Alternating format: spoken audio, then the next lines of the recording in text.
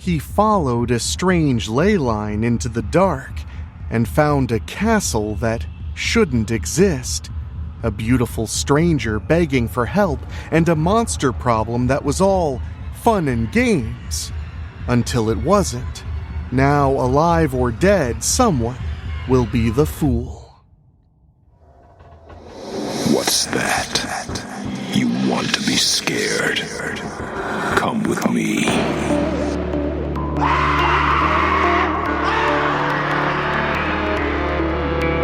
You will experience tales of horror, ghosts, and death. It is not recommended for the weak at heart. Listen in the dark. It's more fun that way. This is Weekly Spooky.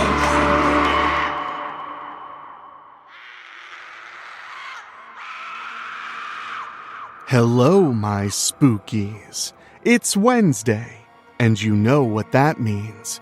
It's time for a little spooky in your weekly.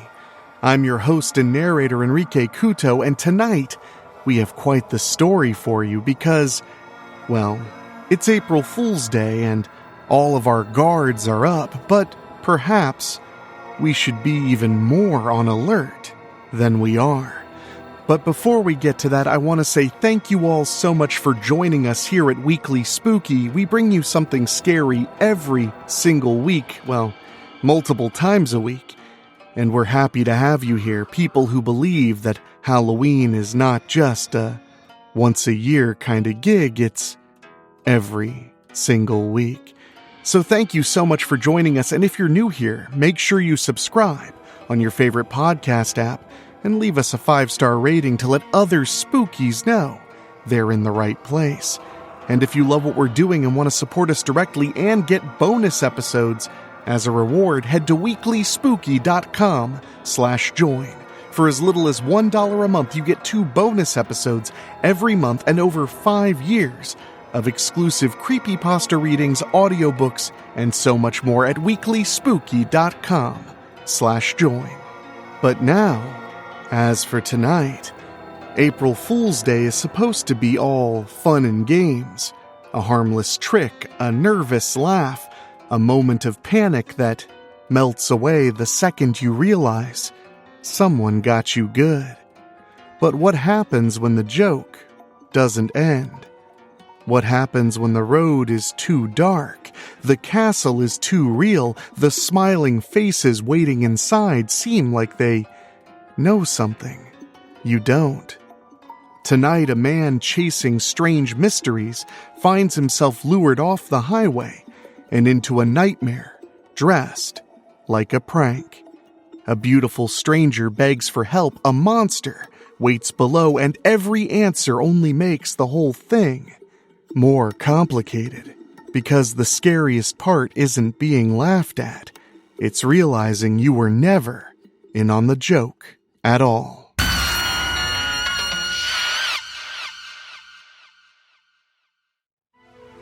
Fooled Ya by Douglas Waltz. I study ley lines. For those of you that are ignorant of this particular phenomenon, let me fill you in. Ley lines were initially lines between objects of significance, like Stonehenge and the Great Pyramids of Giza. Any self-respecting scientist will give you a funny look if you mention them, but they are real. I began my studies back in the early 70s, and it wasn't long before I set about proving that North America had its own ley lines. Using a device I fashioned myself, I traveled the highways and byways searching for these ever-elusive lines of a power not of this world. 20 years later, I discovered a huge ley line that occurred between the state lines of Indiana and Ohio.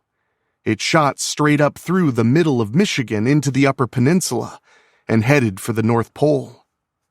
I have a theory that the magnetic North Pole had something to do with the sheer power of that particular ley line. So I set about mapping the line, and weeks later, just after I had passed Lansing, the state capital, and through Gratiot and Clinton Township, that I found myself in Isabella County, and the ley line was acting strange. You see, ley lines are painfully straight, little to no variance to where it's going, which is why when it made a sudden 90-degree turn, I was flabbergasted. Ley lines do not ever do that. Of course, that fact didn't stop it from doing exactly that, so, like any good scientist, I followed the line. It started to get dark outside, and the road that the line was near became nothing more than a glorified cowpath. But, even with the dark of night, there was still plenty of time left in the day, so I continued on, feeling every bump on the road in my poor back. Then, the light from my high beams caught a glimpse of something. A small turnoff of the road that led to... It was a castle. An actual castle that had no business being there. Curiosity got the better of me, and I took the turn. I half expected lightning to illuminate the stone structure as I got closer and closer. It really looked like the castle from Bram Stoker's Dracula, the Francis Ford Coppola version. I pulled up to a pair of gigantic wooden doors, grabbed my device and a flashlight, and got out of the car to see if I could get into the castle. That was when I heard a cry for help. I turned to see who could be making that noise, and, well, the day was full of surprises. A tall, buxom woman in a white blouse down at the shoulders and a long, flowing green skirt. That's right. I was being approached by an extra from a Hammer horror film. Her chest managed to defy gravity in impossible fashion, and seconds later, she slammed into me, her ample bosom making a comfortable cushion as she sank into my arms and swooned, nearly fainting. What seems to be the problem, young lady? Oh, master, you have arrived in the nick of time. Soon the creature will leave its sleeping place and lay waste to the village. Sure, why not? After all, this anachronistic dwelling is on a major ley line. What? The sudden blank look told me that my terrible pun had fallen flat. Never mind. So, monsters, you say? Yes, master. The undead scourge has plagued my village for decades. Now you have arrived to help us destroy the vampire. I took a quick glance around for this village she kept referring to, and there was no sign of it at all. And now she's telling me there's a vampire. I may believe in some odd things, but vampires aren't one of them. Bigfoot I believe in, but I draw the line at vampires. Come, master, I will take you to the dungeons where his coffin dost lie. Dost? Who says dost anymore? And now she expects me to kill something I don't even believe in. But her sweater puppies pressing against my chest were making it hard to focus on anything. Won't I need something to kill this vampire with? Wooden stake or something? Yes, master. All you require is in the castle. Isn't the vampire in there? Yes, master. Deep in the dungeon, sleeping the sleep of the dead. Plenty of time to complete your task." Then she got closer and wiggled seductively as she looked up at me with her large, round eyes. "Then will come your reward." My heart skipped a beat, and I coughed. Reward, huh? "Okay, let's go. Point the way to this dastardly vampire."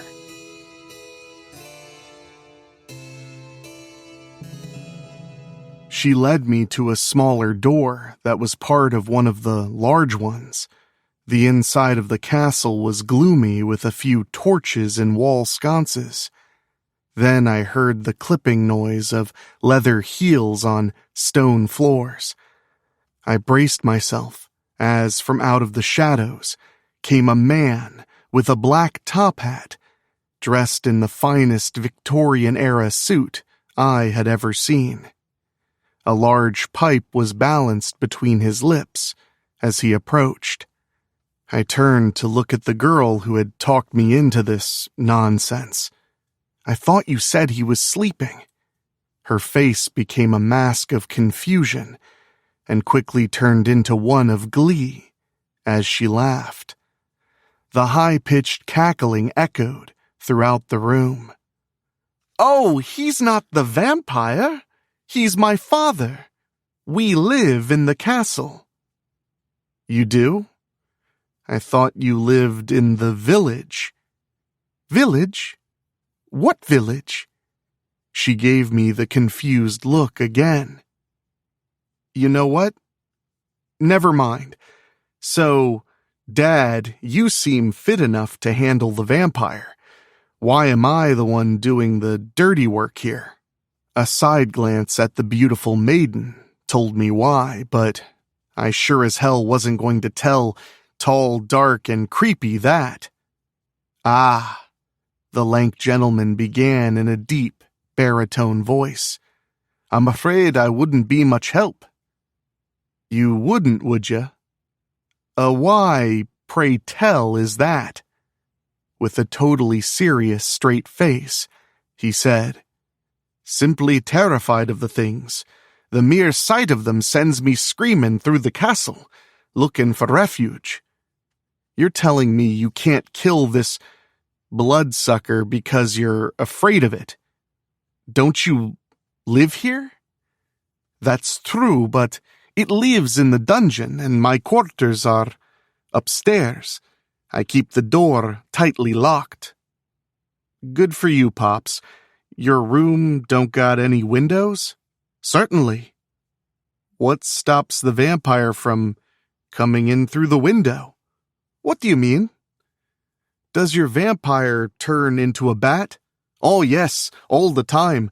It can be quite annoying. Drusilla is afraid he'll get stuck in her hair." "Drusilla? Who's Drusilla?"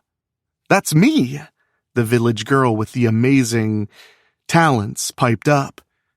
Named to match the face, I thought, to myself. "Whatever," I said louder than I intended to. "Back to the bat. Can't it just fly into the window of your room?" The man's face dropped a foot at the question. "Oh my, I guess I hadn't considered that."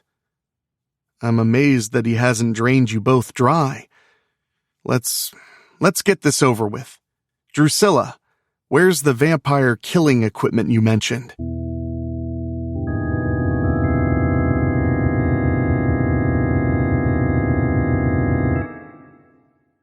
She led me by the hand to a large chest on a table.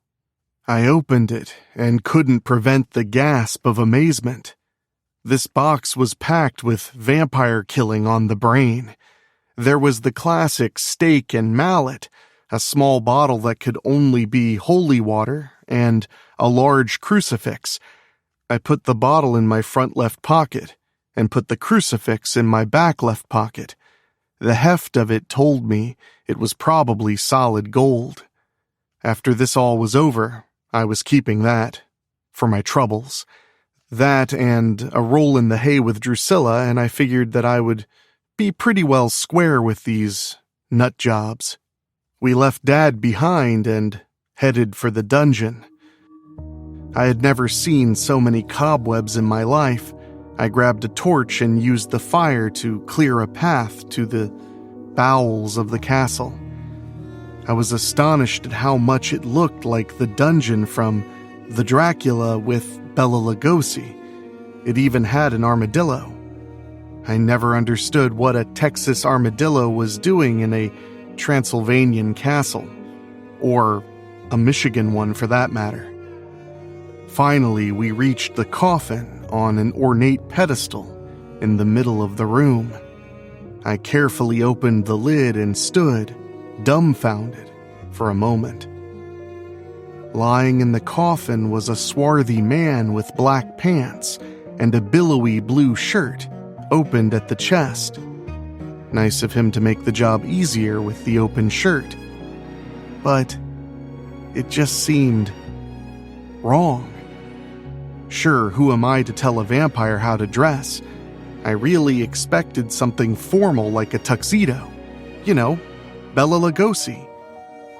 I thought I saw him begin to stir, and there's no time like the present, so I placed the point of the stake on his chest and hammered away, driving it in at least 6 inches. 6 inches seemed more than adequate. Then the dungeon was filled with an unearthly howl. I didn't know what to expect. This was my first time killing a vampire, after all. But nothing could have prepared me for what was in the coffin. The man was grinning and kind of fiddling with the stake for a brief moment, before yanking it out, bloodless, and threw it across the room. Pretty sure he hit the armadillo with it. I had no words for this situation. Speechless? The man in the coffin asked. I nodded. Well, you see, I'm not a vampire. I'm a werewolf. A what? A werewolf. A lycanthrope, if you prefer. And wooden stakes do nothing to a werewolf. You bring any silver bullets? No, sir, I did not. I seem to have been misinformed. I glared at Drusilla, who wouldn't make eye contact with me. So, no vampire? Oh, sure. May I ask where he might be? I can see if I can manage to get that stake away from that armadillo. The werewolf patted his belly and grinned. I ate him. You ate him? I exclaimed. Yeah, see, werewolves and vampires are mortal enemies. Well, immortal enemies. And you ate him. The werewolf nodded vigorously, and that was when I noticed that he was becoming hairier by the minute. If I was going to get out of here, I needed to come up with a plan. Then the werewolf gestured for me to come closer. I have no idea why, but then he leaned into my ear and whispered, April Fool. I stood up and felt the fetid breath against my neck and knew the vampire was right behind me, leaning in for the kill. Then a loud frying sound filled the air. Smoke whirled behind me. The werewolf's eye bugged out in amazement, and Drusilla screamed. It seemed that the large golden crucifix in my back pocket had come into direct contact with the vampire's, nether regions. What have you done? Drusilla screamed and rushed to the vampire's side. The werewolf started laughing again. I should have run. It was the perfect time, but I had to know. I stared at Drusilla. She spilled her guts. Okay, so I may have lied. My poor sweet baby needs to eat, and what red-blooded man can resist these milk cannons? She looked down. So did I. Then, with a flash, I walked towards the two of them, thrust the crucifix into the vampire's pants, and knocked Drusilla out with the mallet I had never let go of. I leaped up the stairs 3 at a time and made a beeline for the front door. Dad was waiting for me, and when I told him the vampire was right behind me, he let out a shrill scream and made his way quickly up the stairs to his room. The last thing I heard before I rushed out the door was the immense, unholy groan of the vampire as he shrieked, "My cock!" Got the trusty car started and jolted back the way I came towards civilization.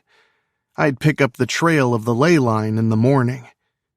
"April Fool's my ass," I muttered, as the castle continued to shrink in my rearview mirror.